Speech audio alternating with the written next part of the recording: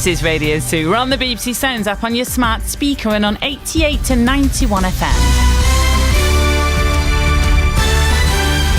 BBC News at 6 o'clock. This is Harvey Cook. Fans are gathering at Bramall Lane Stadium in Sheffield for the first Women's Euro 2022 semi-final between England and Sweden. The Lionesses have not reached a major final since 2009. A win tonight would take them to Wembley on Sunday to face either France or Germany. Kick-off is at 8 o'clock this evening. Kelly Smith is England's all-time top scorer. She says she's impressed by the team's drive in the tournament so far. They're very hungry to do well for their national team. They want to inspire a nation, which they've done already by their performances. And they want to play for the home crowd. Every game has been sold out and they've really rose to the occasion. The first game, you could tell there were nerves. But since the second game onwards, they just love playing in front of sold-out stadiums and putting on a show for the England fans. Rail passengers are being urged not to travel tomorrow unless absolutely necessary because of strike action by the RMT union. It's expected to stop the vast majority of services running.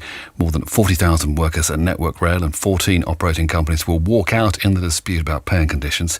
Our transport correspondent Katie Austin is at Preston Station. Some places will have trains. There's about 20% of the usual service overall, but they will start a lot later than normal and they will finish a lot earlier than normal. So broadly speaking, there'll be some trains between about 7:30 in the morning and 6:30 in the evening, but some long distance services will actually stop running a lot earlier than 6:30. Yeah, and the services that are running are expected to be really busy. The final two candidates to become the next Prime Minister are facing off in another TV debate this evening. Supporters from both sides claim victory after yesterday's heated exchange, which saw Rishi Sunak and Liz Truss attack each other's economic policies. The International Monetary Fund has downgraded significantly its prediction for Britain's economic growth next year. The forecast says the UK will have the slowest growth in the G7 group of leading industrialised economies. It says one of the reasons is a reliance on fossil fuels, the price of which has increased sharply.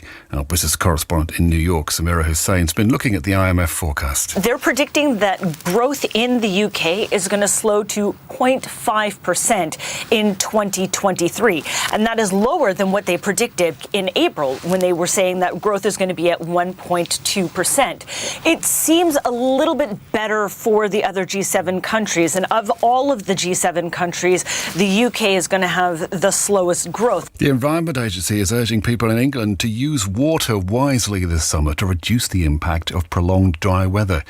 The advice was decided after the agency led a meeting with